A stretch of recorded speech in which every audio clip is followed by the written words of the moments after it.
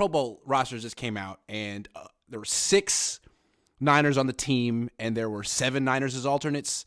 That's 13 49ers. That's a lot. That's a lot of 49ers. Good That's for them. more than one side of the ball. It is. It really is. So let's go through the good and the bad. What do you think the Pro Bowl got right about the 49ers? So you got your standards. Like, obviously, you got the Nick Bosa's, the Trent Williams. The Fred Warner. Yeah, like it's like, Kittle, all right, those are Kittle chalks. still Those are chalks before the year. Yeah. I'm so happy they got Talanoa Hufanga. I did not see that happening. I thought he was like, is he Pro Bowl caliber? Hell yeah, he deserves it.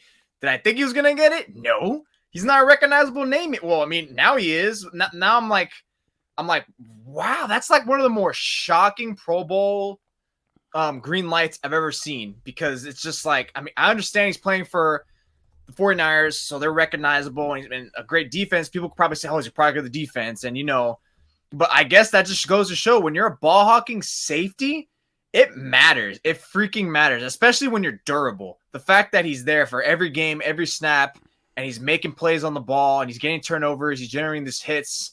And then, he might be a little more recognizable than I'm giving him credit for, because people will see his, give him his Pacific Islander nature. And he's got the Troy Polamalu connection. And he's got the Polamalu. People are like, oh, yeah, Polamalu part 2. And then so he might be more recognizable in that sense, if you actually think about it. But, man, I am so happy they got that right. I did not see that happening.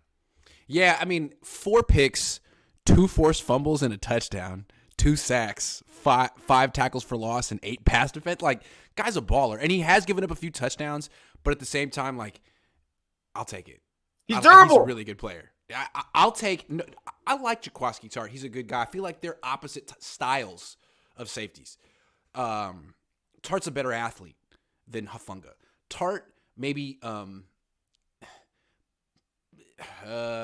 follows his assignments more closely than Talanoa Hufanga. But Hufanga just makes plays, and I'll take that.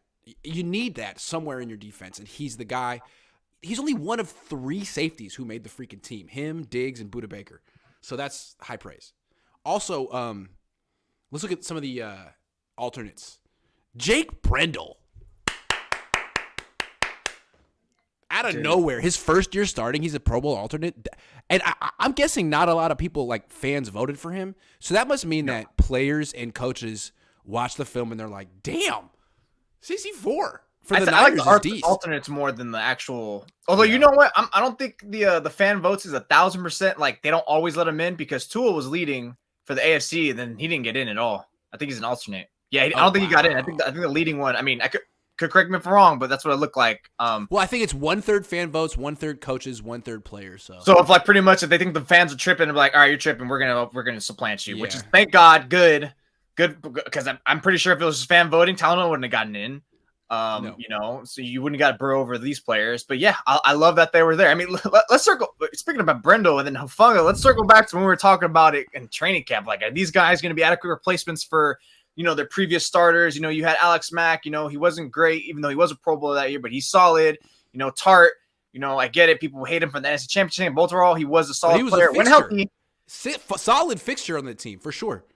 But now Hufanga's like, man, like all the questions I had about him is just like, was speed, is he gonna get that play recognition? Is he gonna be able to make up his speed with play recognition and awareness, which he does 1,000%. He's got a nose for the ball. He's like freaking the Fruit Loops Toucan Sam, who's over there fighting for the ball. Like every play, the guy just has a nose for it, which is great. It's massive upgrade. I did not have that on my bingo card this year, or Brendel. Another one, Ray. He totally deserves it. He's a hell of a returner. Every time he gets he's not like going to get the touchdown necessarily as a returner, but he's going to get you 5 to 10 yards more than you would expect, which is all you want. He finishes violently. He's tough, and he gets you, it feels like he gets you consistently 30 yards of kick return. He doesn't fumble the ball. He doesn't fumble the ball. That's crazy. He's fumbled it 6 times last year, but this time 0 times. Dude, that's clutch. Super deserving of it. Yeah, and like just to see Fred Warner sort of like settle into that perennial Pro Bowler, he deserves it for sure. 1,000%. Kittle, I mean, I was hard on Kittle this year, but like if he's not a Pro Bowler, who else is in the NFC at tight end? Tight ends, yeah. Juszczyk, he's like a lifer in this one. Trent Williams deserves it. Nick Bosa deserves it. So those are all good ones.